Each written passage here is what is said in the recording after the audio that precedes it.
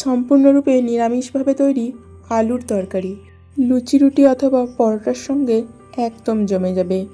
Evening to all of you friends, আমার আজকের recipe নিরামিষ আলুর তরকারি। সাধারণ হলেও খুবই স্পেশাল। এই স্পেশাল রেসিপির জন্য কিছু স্পেশাল মশলা তৈরি করতে হবে। এখানে নিয়েছি আমি অল্প পরিমাণে সাদা তিল আর সামান্য একটু পোস্ত।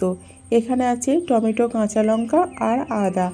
এই টমেটো, কাঁচা লঙ্কা, আদা, তিল আর পোস্ত শিলপাটায় খুব সুন্দরভাবে মিহি করে পেস্ট করে নিলাম। পেস্ট করা হয়ে গেছে, এখন আমি এটা তুলে নিচ্ছি। এরপরে আরও কিছুটা মশলা তৈরি করতে হবে।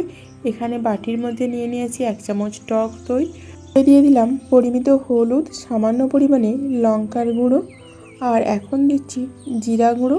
এরপরে দিয়ে দিলাম অল্প একটু ধনিয়া গুঁড়ো।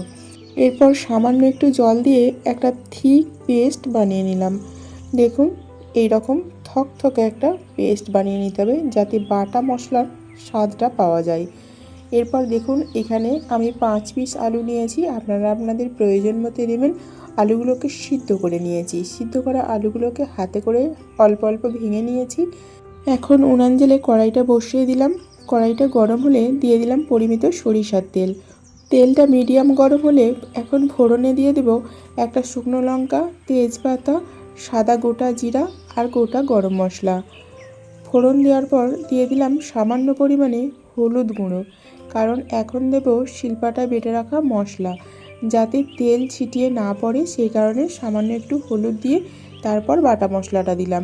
এরপর দিয়ে দিলাম দইয়ের সঙ্গে ভিজিয়ে রাখা গুঁড়ো মশলার পেস্টটা। এরপর বেশ কিছুক্ষণ কষাবো, ততক্ষণ পর্যন্ত কষাবো যতক্ষণ না এই রকম মশলা থেকে তেল ছেড়ে আসে। মশলাটা কষানো হয়ে গেছে, এখন দিয়ে দেব আগে থেকে সিদ্ধ করে ভেঙে রাখা আলুগুলো দেওয়ার পর আবারও বেশ কিছুক্ষণ কষিয়ে নেব। অবশ্যই এখানে উনানের আঁচটা একটু কম রাখতে হবে, তা না হলে কড়াইতে লেগে যাওয়ার সম্ভাবনা থাকবে, তলায় পুড়ে যেতে পারে। সেই কারণে খুব মিনিমাম আঁচে বেশ কিছুক্ষণ ধরে কষিয়ে নিতে হবে। এরপর দিয়ে দিলাম পরিমিত জল। এখানে যেহেতু আলুটা আগে থেকে স্ম্যাশ করা আছে তাই অনেকটাই জল টেনে নেবে, আর যেহেতু একটু মাখো মাখো হবে তাই আবারও একটু জল অ্যাড করে দিলাম।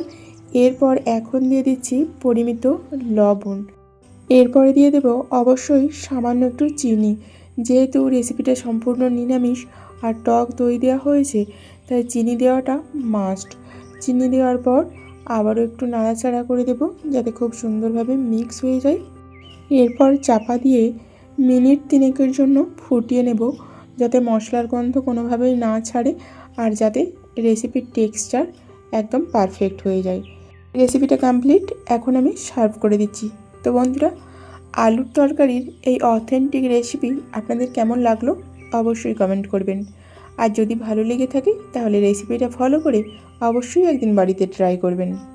আজ তাহলে আসছি বন্ধুরা, আবারও দেখা হচ্ছে পরবর্তী ভিডিওতে নতুন কোনো রেসিপির সঙ্গে। ততক্ষণ পর্যন্ত সুস্থ থাকবেন, ভালো থাকবেন।